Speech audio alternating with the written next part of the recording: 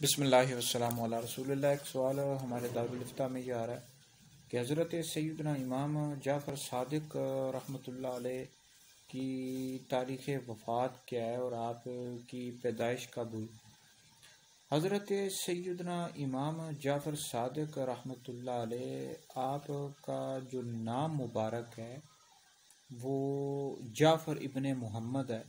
اور آپ کی کنیت ابو عبداللہ ہے، اور آپ کا لقب صادق طاہر ہے، اور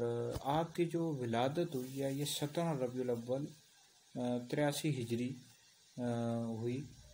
83 ہجری میں ہوئی، اور آپ کی جو وفات ہے یہ 15 رجب اور 148 ہجری میں ہوئی ہے، اور آپ کے والد کا نام امام باقر رضی اللہ تعالیٰ عنہ ہے، اور آپ کی والدہ کا نام سیدہ ام فروہ رضی اللہ تعالیٰ عنہا ہے، اور آپ بہت بڑے عالم فاضل اور اللہ کے نیک بندے تھے، اور بہت ہی زیادہ عبادت گزار اور بہت ہی بڑے فقی اور عالم